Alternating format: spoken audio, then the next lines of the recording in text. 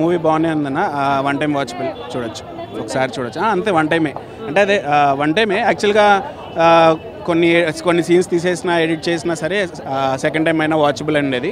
But ఇది అన్నెసెసరీగా songs సడన్గా మధ్యలో రావడం ఇలాంటివన్నీ వల్ల కొంచెం ఫ్లో ఎఫెక్ట్ అయింది అంతే. అదే నానా హైరానా అనే సాంగ్ ఏదో మిస్ అయిందంట. అసలు యాక్చువల్ దాని మీద ఏం లేదు నాకు, అలాగేం లేదు. సెకండ్ హాఫ్లో వేరే సాంగ్ పెట్టారు, అది బాగుంది అన్నట్టుగా. యాక్టింగ్ పరంగా సూపర్, రంగస్థలంలో ప్రూవ్ చేసుకున్నారు రామ్ చరణ్, కొత్తగా ప్రూవ్ చేసుకోవడానికి ఏం లేదు. అండ్ సెకండ్ హాఫ్లో కొంచెం ఈ సినిమాలో అక్కడ చెవిటి క్యారెక్టర్ కదా, ఇక్కడ వచ్చేసరికి కొంచెం నత్తి క్యారెక్టర్ వచ్చింది, రైట్, బట్ బాగా చేశారు. ఎస్జే సూర్య టాప్, ఆయనకి ఇంకా మన పేరు పెట్టడానికి లేదు. లేదు, శంకర్ మార్క్ ఎప్పుడో పోయింది. ఇప్పుడు ఏంటి, లైక్ రోబోట్ 2 పోయింది, ఇండియన్ 2లో పోయింది, ఇప్పుడు కూడా కొంచెం బెటర్ వచ్చింది, కొంచెం బెటర్ అయింది అంతే. పర్లేదన్న, పర్లేదు, కంబ్యాక్ వచ్చినట్టే. ఆ పరంగా చూసుకుంటే కంబ్యాక్ వచ్చినట్టే.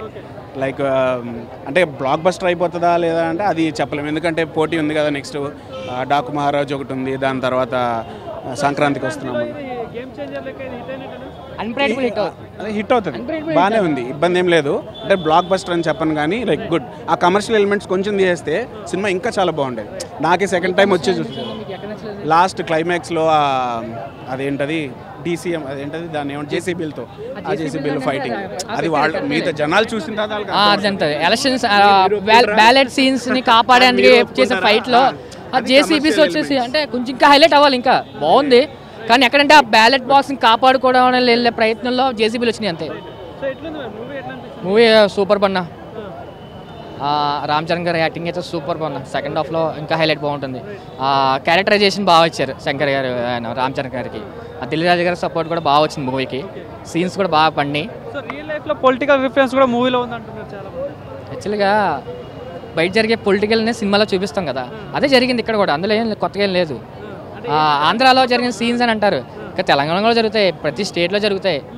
ఎలక్షన్స్లో రిగ్గింగ్ ఎలా జరుగుతాయి, ఏంటి నెగిటివ్ ఓటింగ్ ఎలా పడుతుంది, ఎలాగన్నా పుష్ప రికార్డ్స్నా.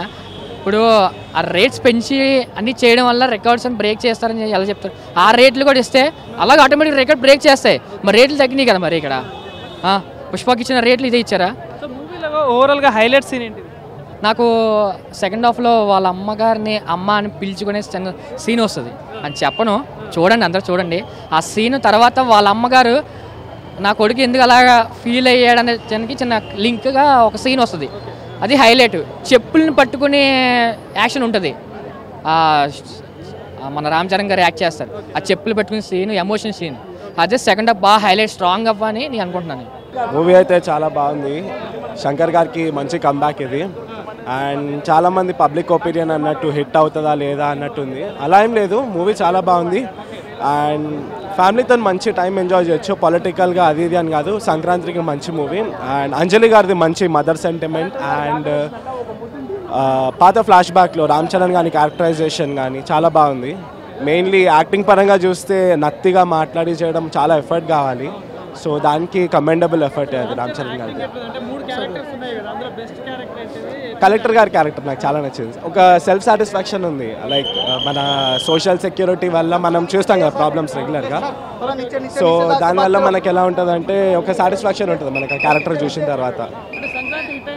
పక్కా నో డౌట్, అసలు ఫర్ షూర్ హిట్ అయింది.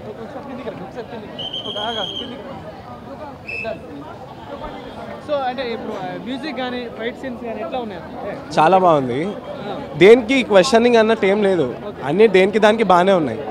లైక్ నేను ఎక్స్పెక్ట్ చేస్తా, శ్రేయా ఘోషాల్ గారి సాంగ్ ఉంది కదా నాదిర్దిన్, ఆ సాంగ్ వస్తుందేమో అనుకున్నా కానీ థియేటర్లో ప్లే చేయలేదు. But then it was fine, చాలా బాగుంది మూవీ అయితే. అది ప్లే చేయలేదు కదా థియేటర్లో, so but then it was good, చాలా బాగుంది. ఎవరిది వాళ్ళ క్యారెక్టరైజేషన్కి ఇంపార్టెన్స్ చాలా ఎక్కువ ఉంది.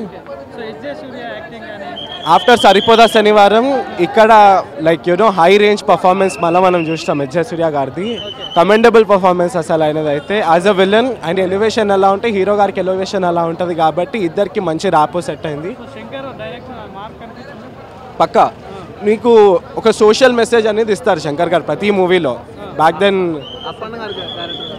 చాలా బాగుంది, లైక్ నో డౌట్, అసలు నేను చెప్తున్నా కదా ప్రతిదానికి. అంటే మూవీస్ అనగానే కొంచెం ఇల్లాజికల్గా ఉంటుంది అక్కడక్కడ. మనం ఆ లాజిక్ని పట్టుకొని చూడొద్దు మూవీస్ని, అప్పుడే ఎంజాయ్ చేస్తాం మూవీని. పొలిటికల్ రిఫరెన్స్ అన్నట్టు ఏం లేదు, జస్ట్ ప్లేన్ మైండ్తో వెళ్ళండి, చూడండి, మూవీని ఎంజాయ్ చేయండి, దట్స్ ఇట్. అంటే నేను ఇక కమెంట్ చేయలేను, అన్ని క్యారెక్టర్స్ నాకు నచ్చినాయి. Rating I would say 4.5 out of 5. 5 on 5 అని కూడా నేను డైరెక్ట్గా అనలేను. I can't reveal that thing. Routine అన్నట్టు ఏం లేదు, it is predictable, not completely routine. వీళ్ళిద్దరు కాంబినేషన్స్ ఏంటంటే మనము చూసాం లాస్ట్ మూవీ భారతీయుడు 2 ఫ్లాప్ అయింది, కానీ ఈ మూవీ చాలా హిట్ అవుతుంది అన్న కాన్సెప్ట్తో వచ్చాను నేను. ఈ మూవీ స్టోరీ 4 years బ్యాకే రాశాడంట, అట్లనే బ్యాక్ స్టోరీ లాగా ఉంది. ఏంటంటే కరెంట్ మార్కెట్లో లేదు ఇప్పుడు ఆ స్టోరీ. చెప్పాలంటే కరప్షన్ అదే స్టోరీ అదే లెంత్లో వెళ్తున్నాడు. అసలు శంకర్ పాత శంకరా ఈయననా అని డౌట్ వస్తుంది, కొత్త శంకరా అనిపిస్తుంది. ఎందుకంటే పాత శంకర్ స్టోరీ మనం ఓన్లీ శంకర్ మూవీ అంటే 100% సక్సెస్. బట్ ఇప్పుడు ఈ మధ్యలో ఆయన యాక్సెప్ట్ చేయాలంటే కష్టమవుతుంది. ఈ మూవీతో మళ్ళీ భయం అవుతుంది చెప్పాలని. సూర్య గారి గురించి చెప్పాలంటే సూర్య మనకు తెలుసు చాలా మంచి యాక్టర్ ఆయన. సో ఆయన యాక్టింగ్ వైజ్ ఆయనకి ఇచ్చిన క్యారెక్టర్, సూర్య అయినా రామ్ చరణ్ అయినా వాళ్ళకి ఇచ్చిన క్యారెక్టర్ 150% న్యాయం చేశారు, చాలా బాగా చేశారు. బట్ ఏంటంటే స్టోరీలో కాన్సెప్ట్ స్ట్రాంగ్ లేనప్పుడు వాళ్ళు ఏం చేయలేరు కదా. అవుట్ ఆఫ్ ఎంత 10 out of 5 3 రాలేదు, 100% రాలేదు. మూవీ అయితే గేమ్ చేంజర్, కానీ అదే అంటున్నా మైండ్ చేంజ్ అయిపోయింది. నేను ఎక్స్పెక్ట్ చేస్తున్నాను. అండ్ ఫ్యాన్స్కి ఒకటే అంటున్నా, ఫ్యాన్స్ వైజ్ ఆయన ఫ్యాన్స్ ఎవరైతే ఉన్నారో హర్ట్ అయితే కారు. ఆయన యాక్టింగ్, ఆయన స్టైల్, ఆయన dance everything fine. But story లేనప్పుడు స్టోరీకి ఆయనని బ్లేమ్ చేయలేం కదా, స్టోరీ అనేది డైరెక్టర్.